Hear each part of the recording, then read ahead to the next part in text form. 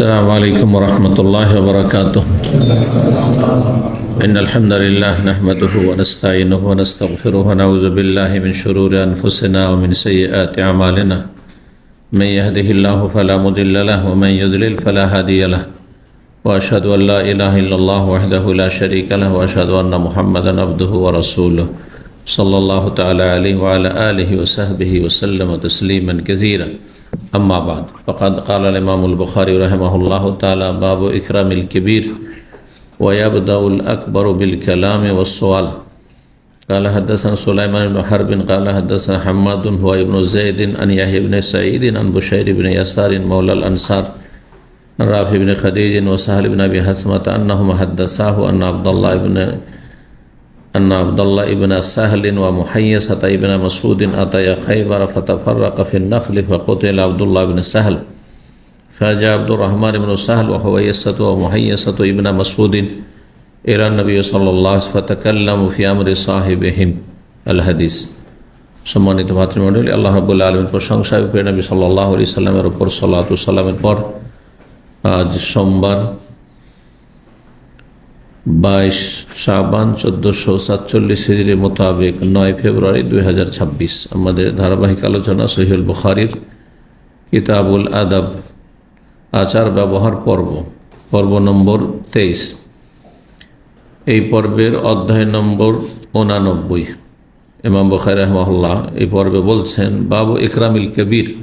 এই অধ্যায় হচ্ছে বড়দের সম্মান করা, বড়দের সম্মান করতে হবে। নবী সাল্লাল্লাহু আলাইহি ওয়াসাল্লাম বলেছেন, আমার দলভুক্ত ওরা নয়, লাইসা মিন্না মান লাম ইয়ারহাম সাগীরানা ওয়া লাম ইউক্কির কাবীরানা, যারা ছোটদের মায়া করে না আর বড়দের সম্মান করে না, তার রাসূলুল্লাহ সাল্লাল্লাহু আলাইহি ওয়াসাল্লামের আদর্শের অনুসারী নয়।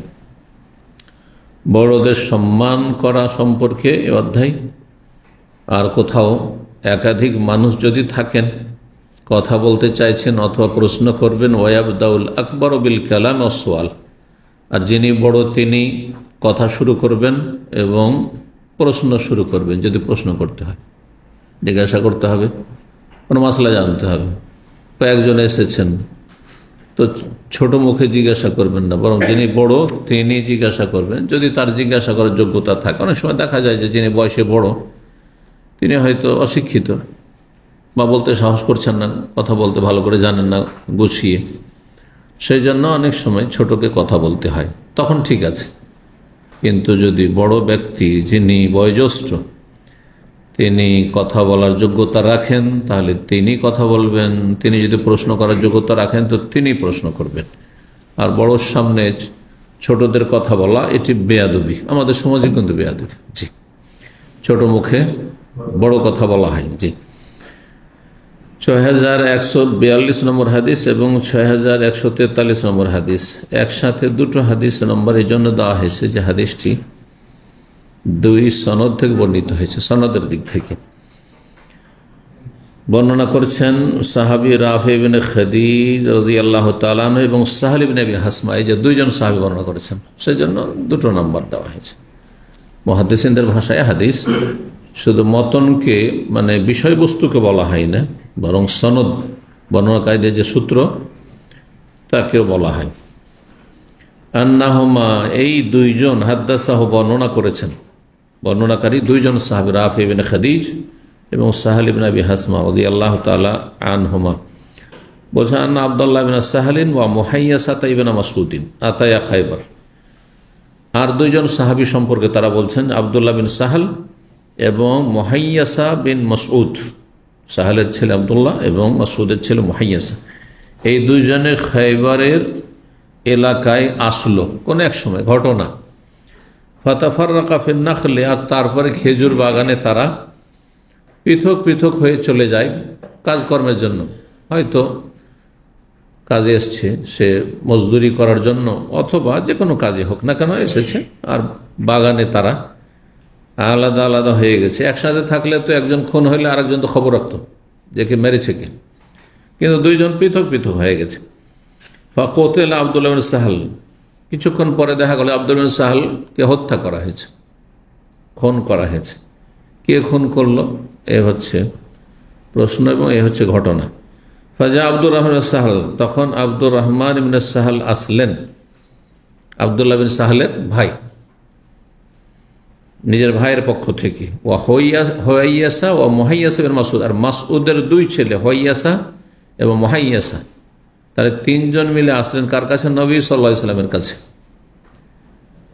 এসে তারা কথা বললেন ফি আমর ইসলাম, তাদের এই সঙ্গী সম্পর্কে, আবদুল্লাহ বিন সাহাল সম্পর্কে, যে আমাদের এক সঙ্গী যে আব্দুর রহমান বিন সাহালের ভাই, আর হইয়াসা মুহাইয়াসা তাদের সঙ্গী বা তাদের আত্মীয়, খাইবারে গিয়েছিল আর তারপরে সেখানে নিহত হয়েছে। অজ্ঞাত পরিচয় ব্যক্তি তাকে হত্যা করেছে। ফাতাকাল্লামু ফি আমরি সাহেব, এই বিষয়ে কথা বললো। ফাবাদা আব্দুর রহমান, তখন কথা বলতে লাগলো আব্দুর রহমান বিন সাহাল, অথচ সেখানে হইয়াসা মুহাইয়াসা তার চাইতে বয়োজ্যেষ্ঠ। ওয়াকান আসগার আল কওম, তিনজনের মধ্যে সে ছিল সবচেয়ে ছোট, সবচেয়ে ছোট। নবী সাল্লাল্লাহু আলাইহি ওয়াসাল্লাম বললেন কাব্বিরিল কবর, বড়কে কথা বলার সুযোগ দাও, বড়কে কথা বলার সুযোগ দাও। মানে তুমি কেন কথা বলবে? আব্দুর রহমান তোমার ভাই, সেজন্য না, তোমার সাথে যারা আছে বড় তাদের কথা বলতে দাও। তাহলে ইয়াহিয়া বর্ণনাকারী, এখানে আরেকজন ইয়াহিয়া রয়েছেন, ইয়াহিয়া ইবনে সাঈদ, তিনি অন্য বাক্য দিয়ে বর্ণনা করেছেন কথা লে আলী আল কালাম আল আকবর। নবী সাল্লাল্লাহু আলাইহি ওয়াসাল্লাম বলেছেন যাতে করে কথা বলার দায়িত্ব পালন করে বড় ব্যক্তি, বয়োজ্যেষ্ঠ ব্যক্তি। লে আলিয়া মানে দায়িত্ব পালন করা। ফাতাকাল্লামু ফি আমরি সাহেব, তাদের সঙ্গী সম্পর্কে তারা কথা বলল। নবী সাল্লাল্লাহু আলাইহি ওয়াসাল্লাম এই ঘটনার পরিপ্রেক্ষিতে বলে আতাস্তাহিকুনা কাতিলাকুম, তোমাদের এই নিহত ব্যক্তির যে নিকটাত্মীয়, তার তোমরা রক্তের হকদার হবে বা রক্তপণের হকদার হবে, অধিকারী হবে। কাতিলাকুম বলেছেন তোমাদের নিহত ব্যক্তির, অথবা সাহেব তোমাদের সঙ্গী বলেছেন, বর্ণনাকারী সন্দেহ। কিসের মাধ্যমে? আইমান খামসিনা মিনকুম, সাক্ষী তো নেই। সাক্ষী থাকলে যে কোনো ঘটনা প্রমাণ করার জন্য আসল হচ্ছে কি দুইজন সাক্ষী। জেনা ব্যভিচার ছাড়া, শুধু জেনা ব্যভিচারের জন্য কয়জন সাক্ষী লাগে? চারজন একসাথে দেখা সাক্ষী লাগে, আলাদা আলাদা বললে হবে না। বিভিন্ন ভিন্ন ঘটনা বলছে, দুইজন একবার দেখেছে আর দুইজন একবার দেখেছে, তাও হবে না। একটি ঘটনা চারজন দেখতে হবে, শুধু একটি বিষয়, কারণ এটি মানুষের ইজ্জত আবরুর বিষয়, মান সম্মানের বিষয়। বাকি যতই কোটি কোটি টাকার মামলা হোক না কেন, আর মানুষের খুনের ঘটনা হোক না কেন, দুইজন সাক্ষী, দুইজন পুরুষ সাক্ষী যথেষ্ট। বিবাহ, শাদী, তালাক ইত্যাদি সব ক্ষেত্রে। কিন্তু এখানে তো সাক্ষী নেই, তাহলে কে হত্যা করলে কি করে প্রমাণ হবে? হ্যাঁ, বেদাতীদের তরিকায় কি করতে হবে? কবিরাজ দিয়ে, হুজুর দিয়ে হাত চালাইতে হবে। কোন দিয়ে গেছে, বাড়ি চালাইতে হবে, চলবে না, মোটেই না। বলছেন যে তোমরা তোমাদের নিহত ব্যক্তির অথবা তোমাদের সঙ্গীর রক্তপণের হকদার হতে পারো বেআইমানে খামসিনা মিনকুম, তোমাদের বংশের 50 জনের কসমের মাধ্যমে। 50 ব্যক্তি আসো আর কসম করে বলো যে অমুক ব্যক্তি সন্দেহভাজন, সে খুন করেছে। যদি বলতে পারো তাহলে ঠিক আছে। কালু ইয়া রাসূলুল্লাহ, তখন এই সাহাবায়ে কেরাম তিনজন বলে হে আল্লাহ রসুল, আমরুন লাম নারাহু, এটি এমন একটি বিষয় যে আমরা দেখিনি। তখন কেমন করে 50 জন সাক্ষী দিয়ে দিচ্ছে অমুক হচ্ছে খুনি। আজকাল কেসগুলিতে সন্দেহের উপরে কেস করে দিচ্ছে, শত্রুতা আছে বংশের সাথে, হয় না হয় এরাই মেরেছে, দিল সবার উপরে কেস করে। এটা হারাম, জুলম, অত্যাচার। আর এর ভিত্তিতে আসামি ধরে নিয়ে চলে যাচ্ছে, আর তাদেরকে টর্চার করা হচ্ছে, রিমান্ডে নেওয়া হচ্ছে, সব হারাম কাজগুলো। মানব রচিত বিধানে কত জুলম অত্যাচার হচ্ছে। এক শ্রেণীর জনগণও জালেম আর তাদের শাসক গোষ্ঠীও জালেম, সব জালেমেরা। হারাম কাজ, সন্দেহের ভিত্তিতে একজনকে মারধর করবেন, মোটেই জায়েজ না। আমরুন নাম না রাহুই, এমন একটি বিষয় আমরা তো দেখিনি। কেমন করে আমরা 50 জন কসম করে বলবো যে ওই ইহুদি বংশের অমুক খুন করেছে? কারোর সাথে শত্রুতা থাকলে সেই খুন করেছে নিশ্চিত না, নিশ্চিত না, যতক্ষণ পর্যন্ত কোন রকমের প্রমাণ না রয়েছে।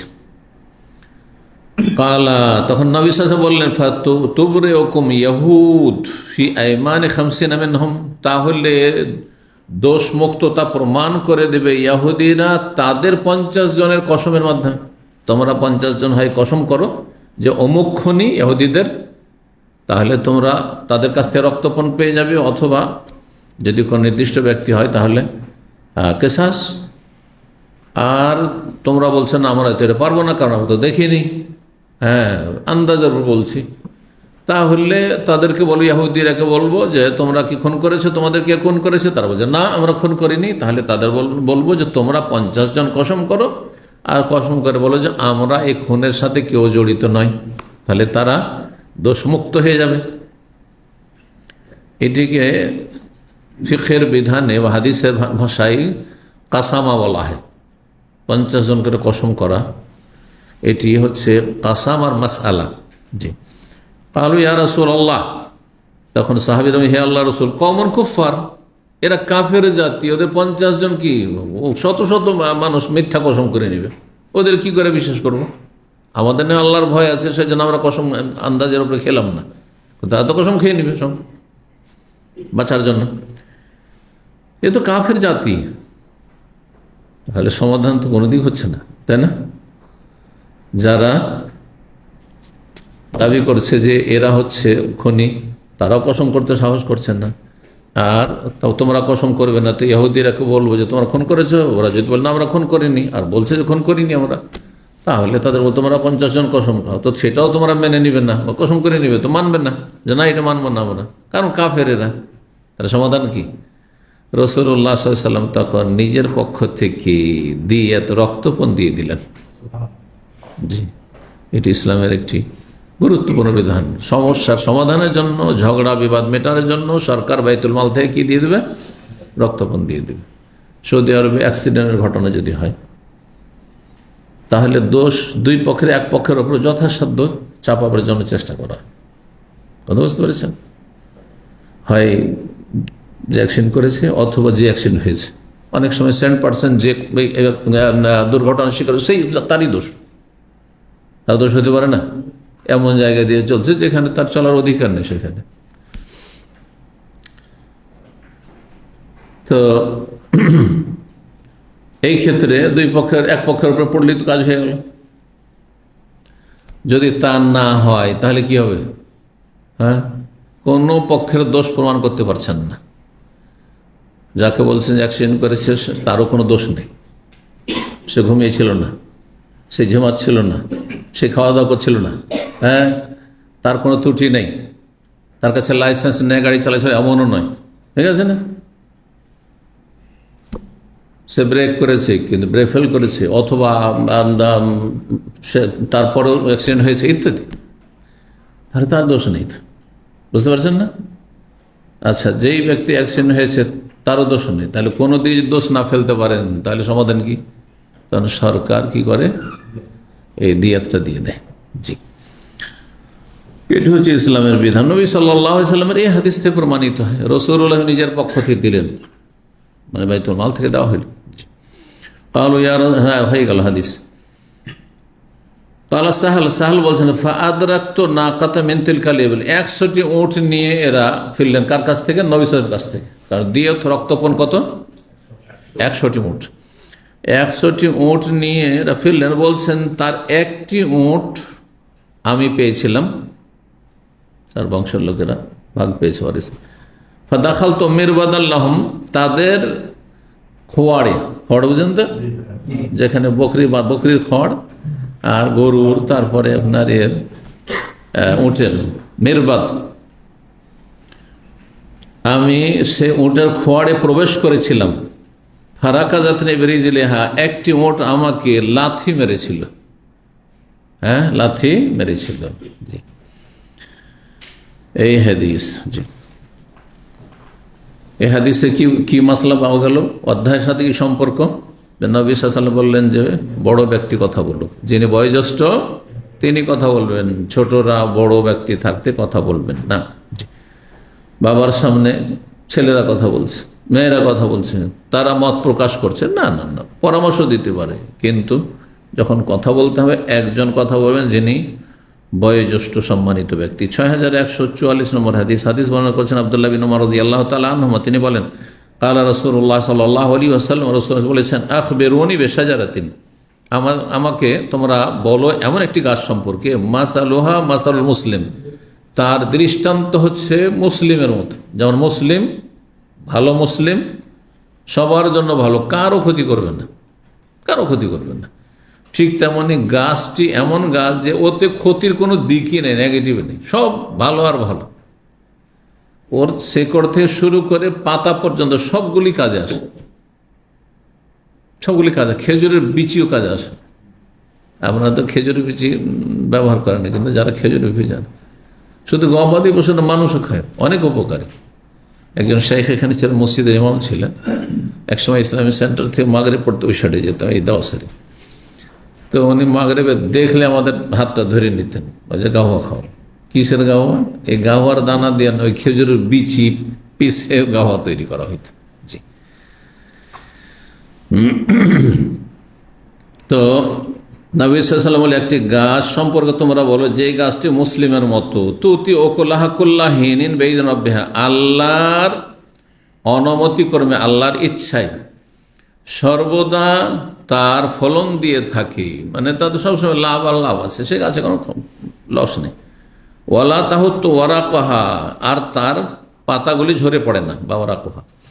ফাওয়াকাফি নাফসি নাখল, আব্দুল্লাহ বিন উমর বলছেন যে জিজ্ঞাসা করলেন সাহাবায়ে কেরামদেরকে, তারা অনেকে বসেছিলেন সেখানে, আমার মনে গেঁথে গেল যে সেটি হচ্ছে খেজুর গাছ। নাম বলেননি নবী সাল্লাল্লাহু আলাইহি ওয়াসাল্লাম, কোন গাছ, কিন্তু জিজ্ঞেস করলে ফাহাদ্দিসুনি মা হিয়া, অন্য হাদিসে রয়েছে তোমরা বলো তো কোন গাছের পাতা ঝরে না, আর সেই গাছটি হচ্ছে মুসলিমের মতো। ফারকারিহতু আন আতাকাল্লাম, কিন্তু আমি কথা বলা অপছন্দ করলাম, যে কথা বলাটা ঠিক মনে করলাম না, আমি জানি যে এটি হচ্ছে খেজুর গাছ। কেন? ওয়াসাম্মা, এ সুম্মা নয়, ওয়াসাম্মা, সুম্মা মানে অতঃপর, আর সাম্মা মানে সেখানে, হোনাকা, ফাসাম্মা ওয়াজহুল্লাহ, ওখানেই ছিলেন আবু বকর সিদ্দিক এবং ওমর ফারুক রাদিয়াল্লাহু তাআলা আনহুমা, বয়োজ্যেষ্ঠরা, আমার আব্বা মুরব্বী এবং আবু বকর সিদ্দিক রাদিয়াল্লাহু তাআলা, তারা ছিলেন। ফালাম্মা লাম ইয়াতাকাল্লামা, যখন তারা কথা বলছেন না, আমি কি করে বলবো? আমি জেনেও কথা বললাম না। কালান নবী সাল্লাল্লাহু আলাইহি ওয়াসাল্লাম যখন দেখলেন যে কেউ উত্তর দিতে পারলো না, গাছের মধ্যে একটি গাছ আছে যার পাতা ঝরে পড়ে না, কেউ দিতে পারলো, সবাই খুঁজছে গিয়ে মরুভূমিতে, অথচ মদিনা আনাচে কানাচে হাজার হাজার খেজুর গাছ, কিন্তু ওটা ভুলেই গেছে মানুষ, কাছের জিনিস তলাশ করে না। যখন কোনো ধাঁধা জিজ্ঞাসা করা হয় খুব সহজ, কিন্তু ওটা চিন্তাই করে না যে আমার টেবিলের ওপর ওই ধাঁধার উত্তর আছে। অনেক দূরে দূরে কোথায় কোথায় খুঁজছেন, খুঁজেই পেলেন না, হয় না? ওই রকম বিষয়টি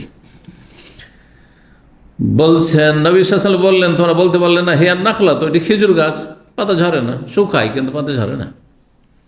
ফালাম্মা খারাজতু মাআবি, যখন আমার আব্বার সাথে সে মজলিস থেকে বেরোলাম, কুলতু, তখন বললাম, ইয়া বাতা, হে আব্বা, ওয়াকাফি নাফসি নাখলা, আমার মনে কিন্তু এ কথা এসেছিল যে সেটি হচ্ছে খেজুর গাছ। কালা, তখন আব্বা বললেন, মা মানাকা আন তাকুলাহা, তাহলে তোমাকে বলতে বাধা কিসে দিয়েছিল, বললে না কেন? উত্তরটা বলতে আমাকে কত ভালো লাগতো যে আমার ছেলে জবাব দিতে পেরেছে। লাউ কুনতা কুলতাহা, তুমি যদি এই জবাবটি বলতে, কানা আহাব্বা ইলাইহি মিন কাযা ওয়া কাযা, এই রকম মূল্যবান সম্পদের চাইতেও বেশি আমার কাছে প্রিয় হইত। ছেলের রেজাল্টে, আপনার রেজাল্টে যা না খুশি হয়েছেন তার চাইতে বেশি আপনি আপনার ছেলে মেয়ের রেজাল্টে খুশি হচ্ছেন না? জি, সুবহানাল্লাহ। কালা, বললেন আব্দুল্লাহ বিন উমর, মা মানানি, আমাকে বাধা দিয়েছিল একমাত্র উত্তর দিতে, কি? ইল্লা আন্নী লাম আরাকা ওয়ালা আবা বকরিন তাকাল্লামতুমা, আমি দেখছি যে আপনিও এবং আবু বকরও কেউ কথা বলছেন না, কিছুই বললেন না, আপনারা চুপ থেকে গেলেন, আর আপনার নীরব থাকবেন, আর আমি কথা বলব, বেয়াদবি হয়ে যাবে না? ফাকারে হতো, সেই জন্য আমি অপছন্দ করলাম উত্তর দেওয়া, তাই কোন কথা বলিনি। এই হাদিস দ্বারাও প্রমাণিত হলো যে বড়র লক্ষ্য রাখা ভালো কাজ, কিন্তু যেখানে দেখবেন যে বড়রা সেই কাজটি করতে পারছেন না আর আপনি করতে পারবেন, সেখানে উচিত হবে সেই কাজটি করে নেওয়া, যে কারণ তার প্রয়োজন রয়েছে। যেমন এইখানে আসল এই ছিল যে এটি কোনো বেয়াদবি ছিল না, যখন ওনারা বলতে পারলেন না, তো ছেলে যদি বলে দিত এটা বেশি ভালো হতো। এই জন্য ওমর রাদিয়াল্লাহু তাআলা আনহু বললেন যে এটা বলে কত না ভালো হইতো, কিন্তু তুমি বললে না কেন? তার মানে মুসলিম সমাজে একটা আদব শিষ্টাচার সবার জানা ছিল, ছোট বড়, যে বড়দের সামনে মুখ খুলতে নেই সহজে। 90 নম্বর অধ্যায় হচ্ছে বাবু মা ইয়াজুজু মিনাশ শি'রি ওয়ার রাজজি ওয়াল হুদাই ওয়া মা ইউকরাহু মিনহা। এই অধ্যায় হচ্ছে কোন ধরনের কবিতা, শের মানে কবিতা, আর রাজ আর সঙ্গীত, ওয়াল হুদা এবং হুদি নামক উট হাঁকানোর সঙ্গীত। উট যেই ধরনের সঙ্গীত আবৃত্তি করলে উট কি করে, দ্রুতগামী হয়ে যায়, উট জোরে দৌড় দিতে লাগে, এই ধরনের আরব দেশে কি ছিল, সঙ্গীত ছিল। জি, তো এটাকে হুদি বলা হয়, হাদা ইয়াহদু থেকে হুদি। তো হুদি নামক আরবদের প্রাচীন যে হুদি নামক উট হাঁকানোর সঙ্গীত, এক এক রকম সঙ্গীতের বিভিন্ন ভাগ রয়েছে। এগুলো একটি সাবজেক্ট সাহিত্যের। সবগুলি আপনার কবিতা কি একই রকম? বিভিন্ন রকমের কবিতা রয়েছে, বিভিন্ন রকম কবিতা রয়েছে। ওমা ইউকরাহু মিনহু, কতটা জায়েজ, যা জায়েজ তা এখানে বর্ণনা হবে হাদিসগুলিতে, আর যা নিষিদ্ধ, মাকরু মানে মাকরু তাহরিমি, যেগুলি বলা ঠিক নয়, হয় মাকরু তানজি অপছন্দনীয় অথবা হারাম। শিরকি সঙ্গীত, গজল, আমাদের দেশে গজল আছে না, নাত শরীফ আছে না, আছে না, অনেকগুলি নাতে, অধিকাংশ নাতগুলি যে রয়েছে নবী সাল্লাল্লাহু আলাইহি সাল্লামের গুণাবলী বর্ণনা, এগুলো নাত বলা হয়। সেটাও কবিতা, কিন্তু তার নাম কি বলছেন? নাত। তারপরে আল্লাহর গুণগান সম্বলিত কবিতাকে হামদ বলা হয়, হামদে বাড়ি, অথবা এ ধরনের আরো মেলা নাম থাকতে পারে। তো আল্লাহ রাব্বুল আলামিন সম্পর্কে গুণগান করতে গিয়ে যদি কুফরি কথা বলে, আছে আমাদের দেশের এতে। জি, আল্লাহকে বলছে যে আল্লাহ তুমি সবই জানেন, এরকম কবিতা, সর্প হইয়া ধ্বংস করো, ওঝা হইয়া ঝাড়ো, শুনেছেন? একেবারে কুফরি কথা।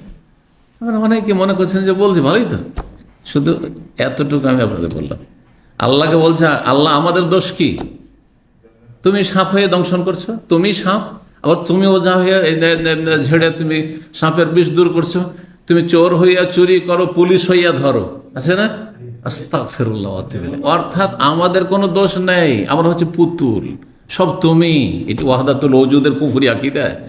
সুফি পীর ভণ্ডদের ওয়াহদাতুল ওজুদ মানে আপনার স্রষ্টা আর সৃষ্টির ঐক্য, স্রষ্টা আর সৃষ্টি ভিন্ন না, মানে আল্লাহ সব কিছুতেই বিরাজমান, সব জায়গায় বিরাজমান। এইটাই হচ্ছে, এইটা হচ্ছে এই গজল বা এই গানের সার কথা। এর চেয়ে বড় কুফরি আর কি হইতে পারে? যে আল্লাহ চোর, আল্লাহ পুলিশ, আল্লাহ ডাকাত, আল্লাহ সবকিছু, আল্লাহ প্রশাসন, আল্লাহ আবার অপরাধী। এই জন্য একটা ঘটনায় রয়েছে সুফিদের, এক বেশ্যা মুরিদিনী ছিল, এক পীরের মুরিদিনী ছিল। তো অনেক, ওরা শুধু মুরিদ পুরুষ বানায় না, মহিলা মুরিদিনী থাকে। তো সব মুরিদিনী দেখা করতে এসেছে, কিন্তু ওই বেশ্যা মুরিদিনী লজ্জা আসেনি, যে কি লজ্জা আমি মুখ দেখাবো, আমি এই পতিতালয়ে থাকি, আর আমি মুরিদ হয়েছি ঠিকই, কিন্তু আমি মুখ দেখাইতে পারবো না পীরে কিবলাকে। তখন এইসব মহিলাগুলোকে জিজ্ঞাসা করছে যে তোমাদের ওর কথা ওর মনে আছে, কেমন পীর চিন্তা করেন, যে ওই মুরিদিনী কোথায়, অমুক কোথায়, বলছে ওর লজ্জায় মুখ দেখাইতে পারছে না, কারণ সে এমন নোংরামি করে, কি করে পীরে কিবলাকে মুখ দেখাবে, তার সামনে কি করে আসবে? নাউযু বিল্লাহি মিন যালিক। তখন হচ্ছে তাকে ডেকে নিয়ে এসো, বলছে পীর সাহেব তোমাকে ডাকছে। নিয়ে আসলো তাকে। তারপর তুমি আসো না কেন? সবাই এসছে দেখা করে, তুমি কেন আসলে না? বলছে আমি কি লজ্জা আপনাকে মুখ দেখাবো, আমার মতো পাপি তাপি কেউ আছে? তখন উর্দু কিতাবে আছে, কিতাবের পেজ নাম্বারটা আমার মনে নেই না, কিন্তু কিতাব এই যে মোটা ভলিউমওয়ালা কিতাব বলছি আপনাকে, এটা ভারত, বাংলাদেশ, পাকিস্তানের এগুলো সুফিদের পীরদের ধর্ম। বাক্যটি আমার উর্দুতে মনে আছে, করনেওয়ালা আর করনেওয়ালা ওহি হ্যায়, করনেওয়ালা আর कराने वाला ওই মানে জেনা করানেওয়ালা আর জেনা যে করছে ব্যভিচারে লিপ্ত, সে তো ওই নাউজুবিল্লাহ মিন যালিক, এর চেয়ে বড় কুফরি কি? ঠিক ওইটারই অর্থ হয় যে গজলটাতে, হ্যাঁ, সাপ আর ওঝা, পুলিশ আবার চোর, হ্যাঁ, সব কিছুই আল্লাহ, নাউজুবিল্লাহ মিন যালিক, নাউজুবিল্লাহ মিন যালিক। এটি হতে ওয়াহদাতুল ওজুদের কুফরি আকীদা। তো এইরকম বহু কুফরি শের শায়রি, কবিতা, গজল, নাত আমাদের সাথে। যারা মদিনা রওজার শরীফ জিয়ারতে আসে তারা না চেয়েও পায়, এইরকম কবিতাও আছে। আর চাইতে হয় না ওখানে, নবী পাকের কাছে এমনিতে নবী পাক দিয়ে দেন, উদ্ধার করে দেন। কথা বোঝা গেছে? এরকম বহু কবিতা আছে, শিরকি কবিতা, অশ্লীল কবিতা, যাতে অশ্লীলতা রয়েছে, নোংরামি রয়েছে, হ্যাঁ হ্যাঁ, যাতে হ্যাঁ যৌনতা বৃদ্ধি পায়, সমস্ত এগুলো হচ্ছে হারাম কবিতা। তো কবিতার মধ্যে কিছু জায়েজ, ইমাম বুখারী বলছেন কিছু জায়েজ, আর কিছু অমায়ুকরাহ মিনহু, যেগুলি হচ্ছে হারাম, নিষিদ্ধ অথবা মাকরুহ। অধিকাংশ কবিতা সম্পর্কে আল্লাহ নিন্দা করেছেন, প্রশংসা করেননি। ব্যতিক্রম শুধু ইমানদার ধার্মিক লোকদের কাব্য রচনা। আল্লাহ বলছেন সূরা শুআরা আয়াত নম্বর 224-225-এ, ওয়াশ-শুআরাউ ইয়াত্তাবিউহুমুল গাউন, যারা কবি তাদের অনুসারীরা পথভ্রষ্টই হয়। যাদের কবিতার নেশা থাকে তারা অধিকাংশই পাপিষ্ট, পথভ্রষ্ট। ভালো মানুষ সাধারণত হয় না, কারণ সবসময় সেগুলিতে মেতে থাকে। আর আপনার অলঙ্কারপূর্ণ কথা বলতে গিয়ে অশ্লীলতা, বিভিন্ন রকমের দৃশ্য, অথবা আল্লাহর জিকির থেকে গাফেল হয়ে মাঠে ময়দানে পাহাড় পর বিভিন্ন দৃশ্যে ঘুরে বেড়াচ্ছে, আর কোনো জায়গায় একটা গেল আর তারপরে সেই দৃশ্য দেখার পরে একটা কাব্য রচনা করলো, এইগুলিতে মেতে আছে পথভ্রষ্টেরা। না এদের জীবনে ফরজ ওয়াজিব আছে, না হারাম নাজায়েজ থেকে বেঁচে থাকা আছে, হ্যাঁ, না এদের মধ্যে সততা আছে। কবিদের অনুসারীরা পথভ্রষ্টই হয়ে থাকে। আলম তারা, আল্লাহ বলছে তুমি দেখো না কবিদেরকে, যে আন্নাহু ফি কুল্লি ওয়াদিন ইয়াহিমুন, তারা প্রত্যেক উপত্যকায় উদ্ভ্রান্ত হয়ে ঘুরে বেড়ায়। প্রত্যেক উপত্যকায় একটা হচ্ছে বাস্তব উপত্যকা, মানে বিভিন্ন জায়গায় যায়। দেখেন আমরা কবিতা পড়েছি, হ্যাঁ, আমাদের ছোট নদী আঁকে মাকে, হ্যাঁ, এইসব পড়েছি না, চলে। হ্যাঁ, ট্রেন দেখলো, তারপরে ট্রেন এইভাবে চলে, ট্রেনেরও কবিতা পড়েছি। এগুলি করে বেড়ায়। তো এই অর্থ করা যেতে পারে, কিন্তু মূলত এখানে ফি করলে প্রত্যেক উপত্যকায় মানে ভাষার উপত্যকায়, কারণ সব সময় সে ভাষার অলঙ্কার, আর তারপরে ছন্দ সাজানো, কাব্য রচনা, এইগুলি তার চিন্তা চেতনা থাকে, আর কোনো চিন্তা থাকে না। জান্নাত জাহান্নাম, পরকাল, মরণ, ওইসব কিচ্ছু থাকে না। নারীদের বিভিন্ন অঙ্গ নিয়ে, হ্যাঁ, সে চিন্তা করা, আর তারপরে কাব্য রচনা করা, এগুলি তাদের থাকে। জি, প্রেম ভালোবাসা নিয়ে কাব্য রচনা করা, সেগুলি মেতে থাকে। জি, আমরা এমন এমন নোংরা কবিতা সাহিত্যের জগতে আরবি ভাষা পড়েছি, জাহিলি যুগের যেগুলো কবিতা। ইমরুল কাইস একজন চরিত্রহীন লোক ছিল ইসলামের পূর্বে, কথা বুঝতে পারছেন না? নবী সাল্লাল্লাহু আলাইহি ওয়াসাল্লামের পূর্বে তার জাহিলি কবিতাতে অশ্লীলতা, সীমাহীন অশ্লীলতা আছে।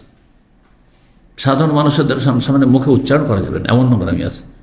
হ্যাঁ, প্রেম করে বেড়াতো, তার প্রেমিকার সাথে কোথায় কি হইল, হ্যাঁ, কোথায় কিভাবে চলাফেরা করলো, কোথায় তার উঠে উঠে গেল, আউযুবিল্লাহ, আউযুবিল্লাহ। কিন্তু কিসের জন্য পড়া হয় এগুলো? মাদ্রাসাতে অথবা অ্যারাবিকে যারা গ্রাজুয়েশন করে অথবা মাস্টার্স পিএইচডি করে তারা পড়ে, আমরা পড়েছি। কিসের জন্য? ভাষা শেখার জন্য, ভাষা শেখার জন্য পড়ানো হচ্ছে। তো আল্লাহ এই জন্য নিন্দা করছেন, দেখো না কবিদেরকে, যে আন্নাহু ফি কুল্লি ওয়াদিন ইয়াহিমুন, প্রত্যেক উপত্যকায় তারা উদ্ভ্রান্ত হয়ে ঘুরে বেড়ায়। ওয়া আন্নাহুম ইয়াকুলুনা মা লা ইয়াফআলুন, আর তারা এমন এমন কথা বলে কিন্তু আমল করে না। ভালো ভালো কথা বলে, হ্যাঁ, কবিরা, কিন্তু নিজে বেআমল, পাপী। ইল্লাল্লাযিনা, আল্লাহ বলছেন একমাত্র ঈমানদার লোকেরা, ওয়ামিলুস সৎকর্মশীল যারা, জি, আর তাদের সংখ্যা অনেক কম। আল্লাহ বলছেন ওয়াযাকারুল্লাহ কাসীরা, তারা আল্লাহকে বেশি স্মরণ করে। অল্প সংখ্যক সাহাবায়ে কেরামদের মধ্যে কিছু কবি ছিলেন যারা ইসলাম নিয়ে এসেছিলেন জাহিলিয়াত থেকে ফিরে এসে, আর তারা ইসলামের পক্ষ থেকে কাফেরদের সেসব আপনার কাব্য রচনা যেগুলি ইসলামের বিরুদ্ধে, তারা মুসলিমদের বিরুদ্ধে করত, তাদের খণ্ডন করতেন। এই জন্য তাদের আল্লাহ প্রশংসা করেছেন। ইসলামের পক্ষ থেকে তারা প্রতিরোধ করতেন এবং ডিফেন্স করতেন, তাদের আল্লাহ প্রশংসা করেছেন। জাকারুল্লাহ কাসীর ওয়ান্তাসারু মিন বাদি মা যুলিমু, এবং তারা জুলমের শিকার হওয়ার পরে তারা প্রতিশোধ নিতেন। এরা ভালো মানুষ। যদি ইসলামের খেদমতে তার কাব্য রচনাকে নিয়োজিত করে তাহলে প্রশংসিত। আর অধিকাংশ কবিদের ইতিহাস পড়ে দেখলে, কাব্য রচনা ইতিহাস পড়ে দেখলে তাদেরকে কোনো সৎ কাজে পাবেন না। হ্যাঁ, সৎ কাজ থেকে তারা অনেক দূরে। আল্লাহ হেফাজত করুন। আব্দুল্লাহ বিন আব্বাস রাদিয়াল্লাহু তাআলা আনহু বলছেন যে ফিকুল্লি লাগউইন ইয়াখুজুন, ফিকুল্লি ওয়াদিন, উপত্যকা মানে অসার কথায় তারা ডুবে থাকে, অসার কথায় তারা ডুবে থাকে। 6145 নম্বর হাদিস। এই 6145 নম্বর হাদিসে বর্ণনা করছেন সাহাবী বা তাবি মারওয়ান ইবনুল হাকাম বলছেন আন আব্দুর রহমান বিন আসওয়াদ ইবনে আবদে ইয়াগুস, আব্দুর রহমান বিন আসওয়াদ বিন আবদে ইয়াগুস তাকে জানিয়েছেন যে উবাই বিন কাব রাদিয়াল্লাহু তাআলা হাদিস, এই হাদিসটি বলেছেন বা জানিয়েছেন বর্ণনা করে রাসূলুল্লাহ সাল্লাল্লাহু আলাইহি ওয়াসাল্লাম থেকে যে আন্না রাসূলুল্লাহ সাল্লাল্লাহু আলাইহি ওয়াসাল্লাম قال, রাসূল বলেছেন ইন্না মিনাশ শি'রি হিকমাতান, কিছু কিছু কবিতায় জ্ঞানের কথা রয়েছে। এটা সত্য, অনেক কবিতা ভালো জ্ঞানের কথা রয়েছে। হ্যাঁ, কিন্তু অনেক অসার এবং নোংরামি এবং বিভিন্ন ইসলাম বহির্ভূত কথা, শিরকি কথা, বেদাতি কথার মধ্য থেকে বাছাই করা কিছু ভালো কথা। হ্যাঁ, ভালো ভালো যদি গঠনমূলক কবিতা যদি হয় তাহলে ভালো। কবিতার তাসির প্রভাব মানুষের ওপর এমনি গদ্যের চাইতে পদ্যের তাসির বেশি রয়েছে, প্রভাব বেশি রয়েছে। এই জন্য সুর করা আওয়াজ শুনতে আমাদের সাধারণ এইভাবে লেকচারের চাইতে বেশি তার প্রভাব পড়ে। হ্যাঁ, শুনতে মজা লাগে, সেই জন্য 2-4 ঘন্টা শুনছেন। যদিও সেখানে যেহেতু মাল ম্যাটেরিয়াল কিছু থাকে না কোরআন হাদিসের, আর সেই জন্য কিছু শিখতে পারে না, ও জাহেলি থেকে যায়। কথা বুঝতে পারছেন? সুরটাই তার সার, আর এছাড়া আর কোনো সার জিনিস নেই, বুঝছেন না? কিন্তু শুনতে তো মজা লাগে, টাইম তাড়াতাড়ি পাস হয়ে যায়। জি, কিছু কিছু কবিতায় কি রয়েছে, হেকমা, প্রজ্ঞা রয়েছে বা জ্ঞানের কথা রয়েছে। 6146 নম্বর হাদিস বর্ণনা করছেন আসওয়াদ বিন কাইস, তিনি বলছেন সামিআতু জুনদুবান, আমি জুনদুব রাদিয়াল্লাহু তাআলা আনহু থেকে বলতে শুনেছি, বাইনামান নবী ইয়ামশি, একদিন নবী সাল্লাল্লাহু আলাইহি ওয়াসাল্লাম রাস্তায় চলছিলেন, ইজ আসাবাহু হাজারুন, একটি পাথরে আঘাত লাগে নবী সাল্লাল্লাহু আলাইহি ওয়াসাল্লামকে। তাই নবী সাল্লাল্লাহু আলাইহি ওয়াসাল্লাম মানুষ হিসাবে পাথরে কোনো জায়গাতে উঁচা নিচাতে আঘাত প্রাপ্ত হতেন। জি, মানুষের ঊর্ধ্বে যদি ফেরেশতা হইতেন, নূরের তৈরি হইতো, এগুলো হইতো না, ঠিক না? ফেরেশতারা নূরের তৈরি, জিবরাইল মিকাইল কোনো জায়গায় হোঁচট খেয়েছে নাকি? হ্যাঁ, না।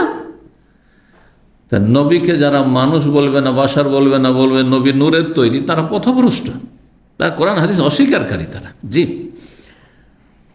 পাথরে আঘাত প্রাপ্ত হলেন, তারপর হোঁচট খেয়ে পড়ে গেলেন।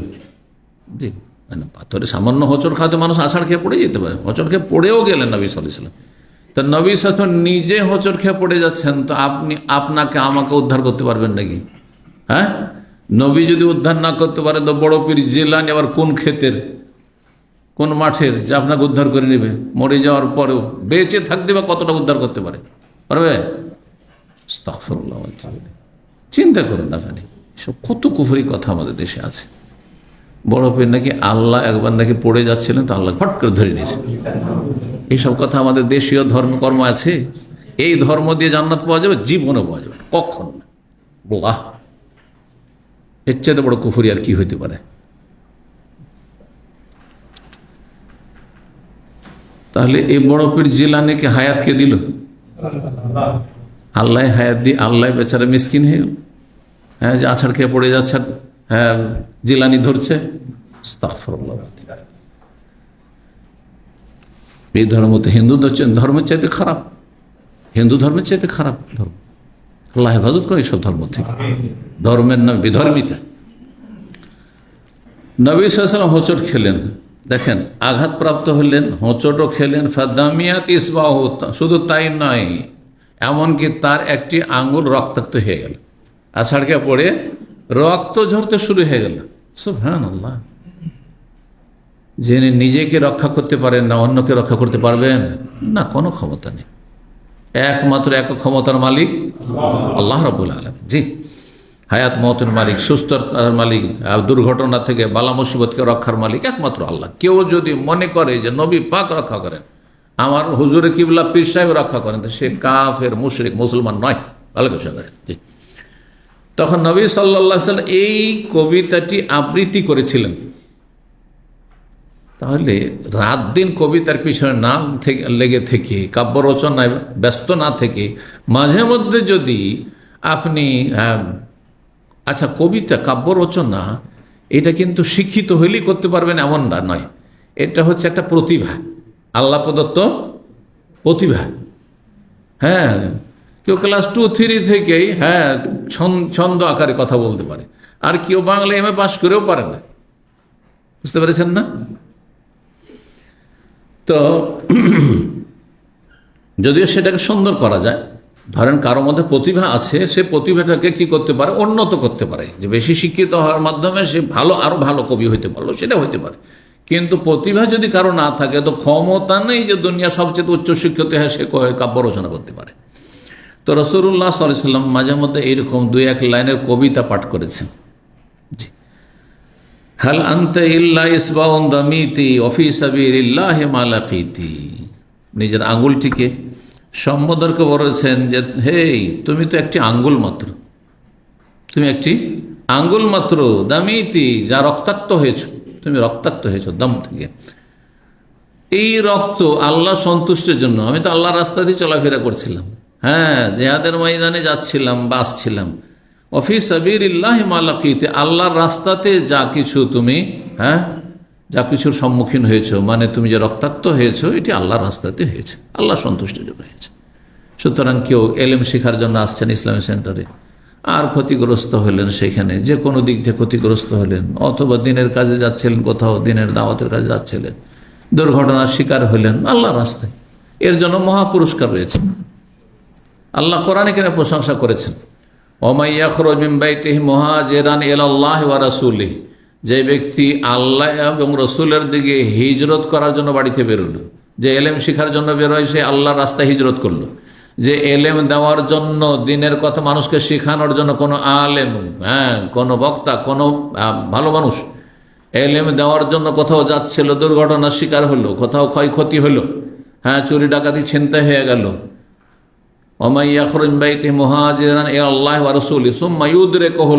তারপরে যদি মারা যায়, হতাহত হয়, ফাকাদ ওয়াকা আজরুহু আলাল্লাহ, তার নেকি আল্লাহর কাছে সাব্যস্ত হয়ে গেছে।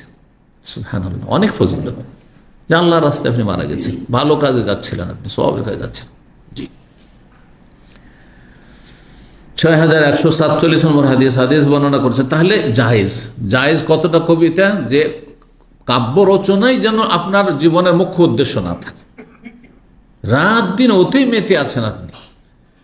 আর অনেকের হয়তো নিজে কাব্য রচনা করে না, কিন্তু কবিতা শোনা বা সঙ্গীত শোনা অথবা জাগরণী শোনা, ইসলামী গজল শোনা এমন অভ্যাস হয়ে গেছে যে কোরআনের আয়াত ওকে শুনতেই ভালো লাগবে না, তখন হারাম।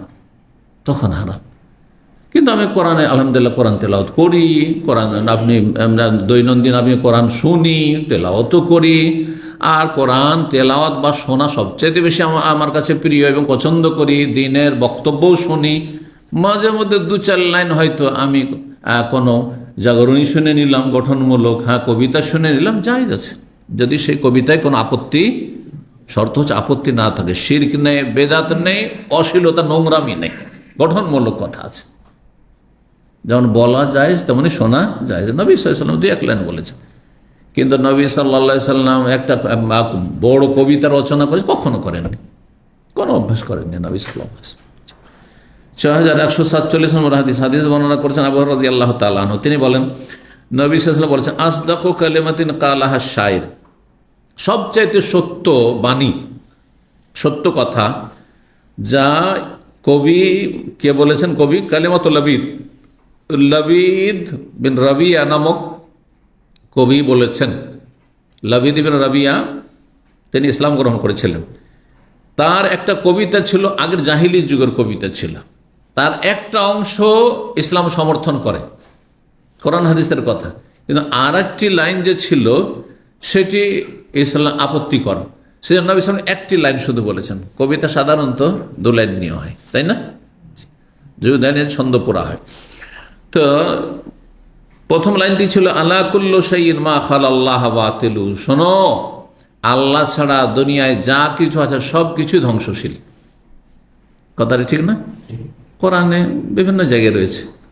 হ্যাঁ, কুল্লু মান আলাইহা ফান, কুল্লু শাইইন হালিকুন ইল্লা ওয়াজহা, সব কিছু ধ্বংসশীল আল্লাহ ছাড়া, তাই না? আল্লাহ কুল্লু শাইইন মা খালাল্লাহ বাতিলু। কিন্তু দ্বিতীয় লাইনে ছিল ওয়াকুল্লু নাঈমিন লা মুহালাতা যাইল, এখানে নেই কিন্তু সেটি, যেহেতু নবী সাল্লাল্লাহু আলাইহি ওয়াসাল্লাম সেটা বলেননি, যেহেতু ইসলাম বিরোধী কথা। জাহিলি যুগে বলেছে অকুল্লু নাইমিন লা মুহালাতা যাইল, যে কোনো নিয়ামত নিঃসন্দেহে এক সময় শেষ হয়ে যাবে। কথা ঠিক না ভুল? সব নিয়ামত শেষ হয়ে যাবে। আপনি দুনিয়ার নিয়ামত বলেন, হ্যাঁ দুনিয়ার নিয়ামত সব শেষ হয়ে যাবে, শেষ হবে না? যৌবন শেষ হয়ে গেছে, হায়াত শেষ হয়ে যাবে, এ দুনিয়াও ধ্বংস হয়ে শেষ হয়ে যাবে, আপনার টাকা পয়সা শেষ হয়ে যাবে, বাড়িঘর শেষ হয়ে যাবে, আগে আপনার ধন সম্পদ যাবে না, আপনি আগে যাবেন, কিছুই থাকবে না আপনার কাছে, আপনার ছেলে মেয়ে শেষ হয়ে যাবে, যত নিয়ামত সব শেষ হয়ে যাবে, আগে হোক পরে হোক, শেষ হবে না? হবে না? শেষ যা কিছুই থাকবে যখন কিয়ামত হবে সব শেষ হয়ে যাবে, ঠিক না? কিন্তু কুল্লু নাইম, সব নিয়ামত, তার মধ্যে একটি নিয়ামত জান্নাত। জান্নাত শেষ হবে? জান্নাত শেষ হবে না। এই জন্য এখানে যেহেতু সাংঘর্ষিক, জান্নাত তো শেষ হবে না, খালিদিনা ফিহা আবাদা, জান্নাত তৈরি আছে আর থাকবে, চিরকাল থাকবে, সব কিছু ধ্বংস হবে, জান্নাত ধ্বংস হবে না, ঠিক না? তো এই জন্য বলেননি ওই লাইনটি।